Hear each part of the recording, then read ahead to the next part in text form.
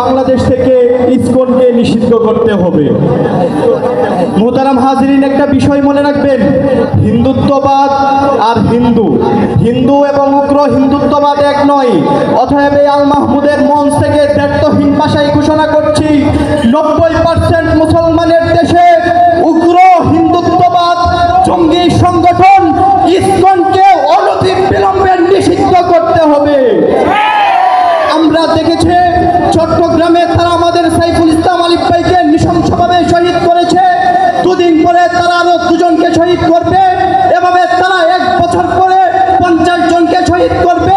এভাবে তারা আমার দেশকে ফিলিস্তিন বানানোর পায়তারা করছে। তারা আমার দেশকে কাশ্মীর বানানোর পায়তারা করছে।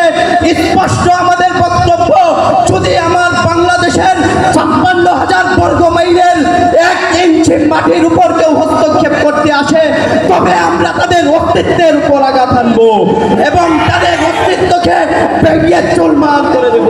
90% মুসলমানের দেশে কাদিয়ানীদেরকে রাষ্ট্রীয়ভাবে অমুসলিম ঘোষণা করতে হবে এবং শাতেমে রাসূল যে কুলাঙ্গার যারা আমার রসুলকে গালি দিবে তাদের সর্বোচ্চ শাস্তি মৃত্যুদণ্ড নিশ্চিত করতে হবে।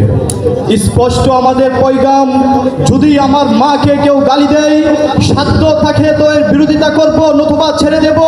যদি আমার পিতাকে কেউ গালি দেয়, সাধ্য থাকে তো বিরোধিতা করব নতুবা ছেড়ে দেব।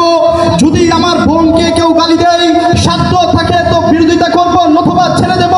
কিন্তু যখনই রাহমাতুল লিল আলামিন, সাইয়্যিদুল মুরসালিন, খাতামুন নবিয়্যিন, রাসূল আরবিকে গালি দেওয়া হবে, সাধ্য থাকুক আর না থাকুক, নীরবে বরদাস্ত করব না ইনশাআল্লাহ। রক্ত দিতে হলে রক্ত দিব, জীবন দিতে হলে জীবন দিব, তবু আল্লাহর নবীর ইজ্জতের হেফাজত করে ছাড়বো ইনশাআল্লাহ।